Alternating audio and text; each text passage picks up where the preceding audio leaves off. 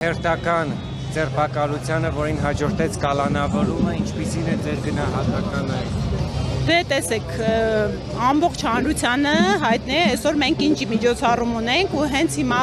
մեր քայլերթի մեկնարկն ենք տալիս, Հանրապետության հրապարակում ամփոփիչ մեծ հավաք ունենք, բարև ձեզ։ Եվ ինչ արեցին,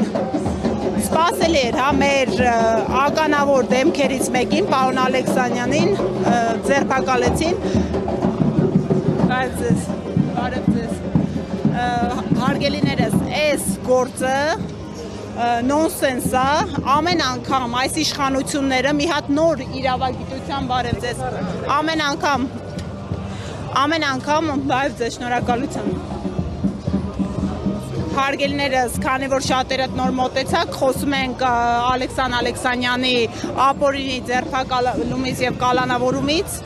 սա հերթական դրվագն է, թե ինչպես է այս իշխանությունը վախենում առաջին հերթին մեր քաղաքական ուժից, Ուժեղ Հայաստան կուսակցությունից եւ Դաշինքից, երկրորդը սա ցուցիչ է, որ այս իշխանությունը ունի գիտակցում, որ օրինական լեգիտիմ եղանակով հնարավորություն չունի այս ընտրություններում հաղթելուն ու միայն այս ազատազրկման դրվագը չէ, մեր քաղաքական ուժի գործընկերները հարյուրավորներով բերման են ենթարկվում, ձերբակալվում են, կալանավորվում են, բայց ինչպես տեսնում եք, մեր շարքերը գնալով նոսրանալու փոխարեն համալրվում են։ Ամեն մեր շարքը լկած մեկ գործընկերոջ, մեկ համակրի փոխարեն 10, 20, 100, 200 հազարը համալրում են։ Հիմա եթե ծանոթանաք պարոն Ալեքսանյանի քրեական գործին, դա նոր հատված կարմիր գիծն է, դա նոնսենս է, ընդհանրապես այս վերջին տարիների Հայաստանի Հանրապետության իրավական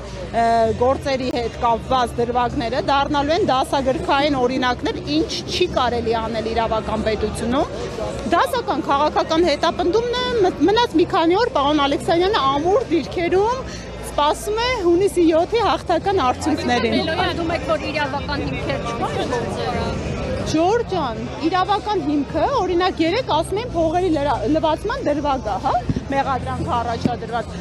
Մի կազմակերպությունից նույն մարդուն պատկանող, մի այլ կազմակերպություն փողերի փոխանցումը, որակել է փողերի լվացումը, այստեղ անգամ հանցակազմի, ինչ ասեմ, մոտավոր որակում չկար, իրապես նոնսենս է այս առաջադրված մեղադրանքը։ Այո, ես կրկին ասում եմ, կրկին պնդում եմ, որ բոլոր այս դրվագներով այդ հակակոռուպցիոն կոմիտեի կողմից հրապարակված ձայնագրություններից սկսած, վերջացած այս ազատազրկումներից եւ կալանքներից մեկ նպատակ ունեն՝ սպասարկելու օրվա իշխանության քաղաքական շահը, որպեսզի մեր անունը կապեն ինչ-որ մտածածին կաշառքների հետ, իսկ մենք, ինչպես հայտարարել եմ, կրկին պնդում եմ կատարում, մեր քաղաքական ուժը կաշառք տալու խնդիր չունի, մենք ունենք հանրային սեր եւ հանրային աջակցություն, ինչի համար մարդկանց տան կաշառք։ Պարոն Կարապետյանը,